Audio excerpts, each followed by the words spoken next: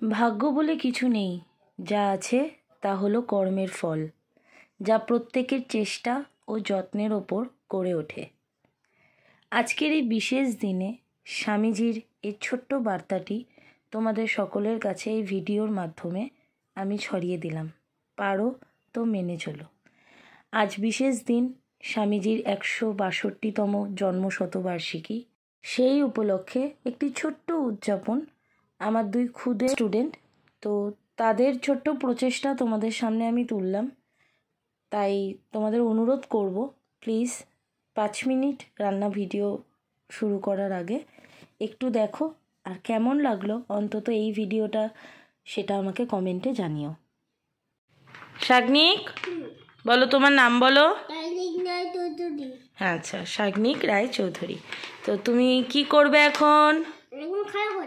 আচ্ছা, না না, তুমি বললে না তুমি গান গাইবে। হ্যাঁ, তুমি কেন গান গাইবে বলো? বলো, আজকে স্বামীজির, স্বামী বিবেকানন্দর জন্মদিন, তাই আমি গান গাইবো। হ্যাঁ, ওরকম আওয়াজ করে না, গান হবে না তাহলে।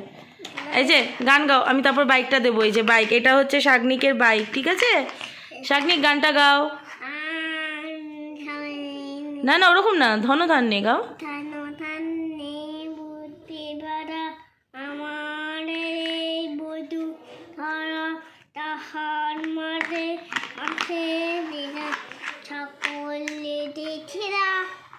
তারপর ও না না, পুরোটা গাও। ও সে স্বপ্ন নিয়ে তৈরি সে দেশ, স্মৃতি দিয়ে ঘেরা। তারপর ভালো করে গাও। এমন দেশটি কোথাও খুঁজে পাবে না কো তুমি, সকল দেশের রানী সেজে। তারপর আমার জন্মভূমি, ঠিক করে গাও, নাহলে আমি দেবো না কিন্তু খেলনাগুলো। ঠিক করে গাও। এই যে ক্যামেরার দিকে তাকিয়ে, ক্যামেরার দিকে তাকিয়ে গাও। হ্যাঁ,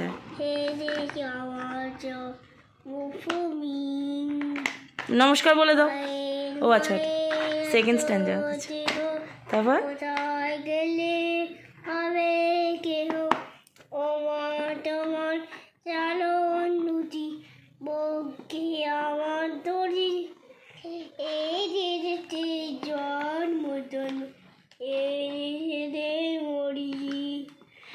এমন দেশটি কোথাও খুঁজে পাবে না কো তুমি, সকল দেশের রানী সেজে। আমার জন্মভূমি, আমার জন্মভূমি, সেজে আমার জন্মভূমি। এই যে এবার এমন করে নমস্কার করে দাও। এই যে নমস্কার করে দাও ভালো করে, এইদিকে ক্যামেরার দিকে তাকিয়ে করো, ভালো করে করো, নমস্কারটা করো। নমস্কার করবি, ছবি তুলবো। নমস্কার কর, এম করে হাত জোর করে রাখ, হাত জোর করে রাখ। আমার গুড বয়। আচ্ছা, আমি দেবনাথ সাহা টিজোগঞ্জ স্কুলের ক্লাসে থাকি। তারা না স্বামী বিবেকানন্দের 162তম জন্মদিন। আমি আজ আমার স্কুলের বইয়ে একটি কবিতা 2টি স্তবক পাঠ করে শোনাব। আমি ছাত্র সুনির্মল বসু। আকাশ আমায় শিক্ষা দিল উদার হতে ভাইরে, কর্মী হবার মন্ত্র আমি বায়ুর কাছে পাইরে। পাহাড় শিখায় তাহার সমান হই যেন ভাই মৌন মহান, খোলা মাঠের উপদেশে দিল খোলা হই ভাইরে। সূর্য আমায় মন্ত্রণা দেয় আপন তেজের জ্বলতে, চাঁদ শিখালো হাসতে মিটে মধুর কথা বলতে। ইঙ্গিতে তা শেখায় সাগর, অন্তর হোক রত্ন আকর। নদীর কাছে শিক্ষা পেলাম আপন বেগে চলতে। নমস্কার।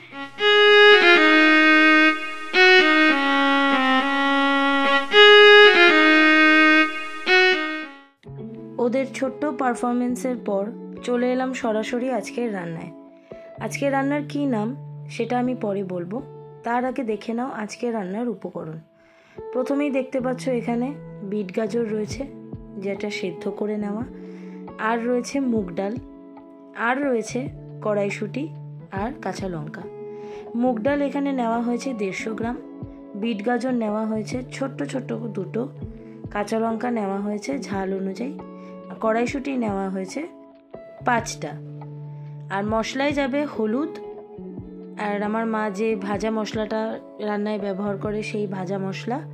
ফোড়নে যাবে সাদা জিরে, শুকনো লঙ্কা, তেজপাতা, আর সবার শেষে যাবে ঘি।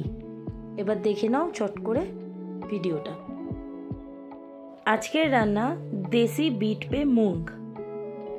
দেশি বিট পে মুগ কেন নিশ্চয়ই বুঝে গেছো। তাহলে চলো চলে যাই মেন রান্নাতে। শুকনো কড়াই গরম হতেই দিয়ে দাও পুরো মুগ ডালটা, আর ভালো করে নাড়াচাড়া দিয়ে রোস্ট করে নাও। তারপর লালচে ভাব হয়ে গেলে নামিয়ে নাও। কড়াইতে জল দিয়ে আর সেই জল ফুটে এলে দিয়ে দাও পুরো রোস্টেড ডালটা।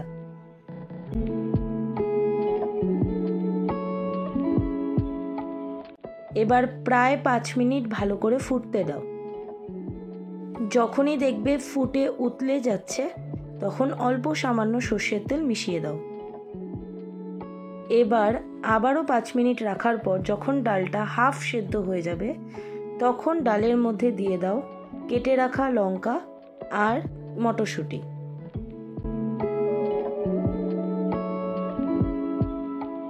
ডাল সেদ্ধ হয়ে একবারে জল শুকিয়ে আসার সঙ্গে সঙ্গে দিয়ে দাও সেদ্ধ করে রাখা বিট।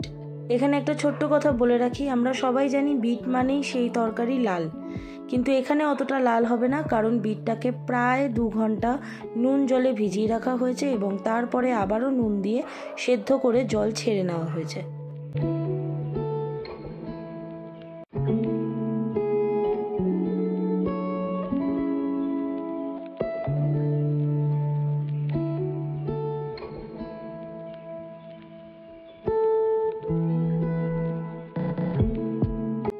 কাঁচা লঙ্কা, মটরশুঁটি, বিট দিয়ে দেওয়ার পর অল্প জল মিশিয়ে তারপর দিয়ে দাও হলুদ, লবণ আর চিনি দিয়ে এবার ফুটতে দাও।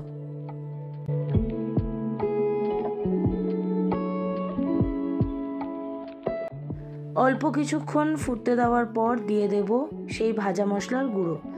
আবারও বলে দিচ্ছি, এই ভাজা মশলাতে আছে 4-5টা গোটা এলাচ, মৌরি, ধনে আর গোটা জিরে সব দিয়ে রোস্ট করে তারপর গুঁড়ো করে নেওয়া হয়েছে।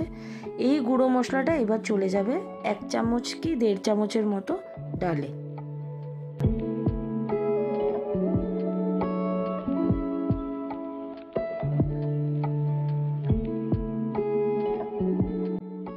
প্রায় 5 থেকে 7 মিনিট ডালটাকে ভালো করে ফুটতে দেওয়ার পর সেটাকে এবার সেপারেট করে নেব একটা আলাদা বাটিতে, এবং শুকনো কড়াইতে তেল দিয়ে দেবো ফোড়ন, আর ফোড়ন ভাজা হয়ে গেলে মিশিয়ে দেবো ডাল।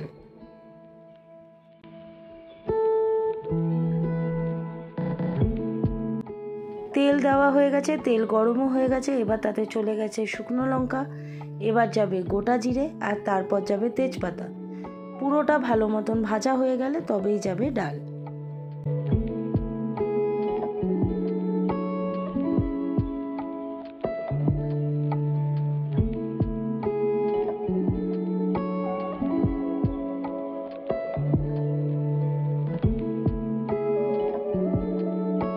চলে এলাম একদম অন্তিম পর্বে। ডালের মধ্যে থাকা বিট, কড়াইশুঁটি, লঙ্কা, কাঁচা লঙ্কা সমস্ত কিছু ভালোভাবে মিশে গেছে আর ডালটাও হয়ে গেছে সুস্বাদু। এইবার জাস্ট 1 থেকে 1.5 চামচ ঘি মিশিয়ে দিয়ে হালকা নাড়িয়ে নামিয়ে নেওয়ার পালা। আর ডাল বিট পে মুগ, দেশি বিট পে মুগ এখানে শেষ করার পালা।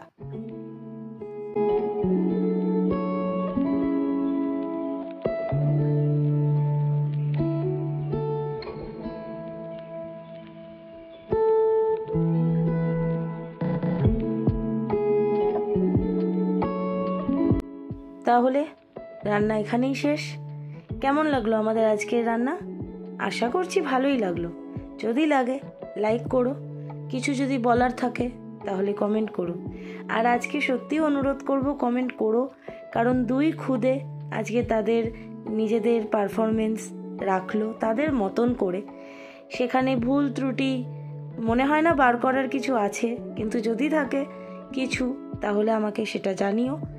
আর রান্নাটা নিয়ে যদি কিছু বলার থাকে তাহলেও অবশ্যই সেটা জানিও।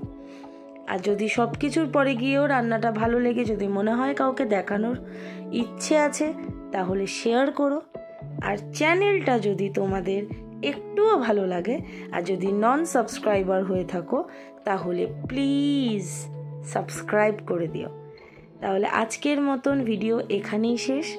Take love, give love and spread peace as always. So, tata, bye bye.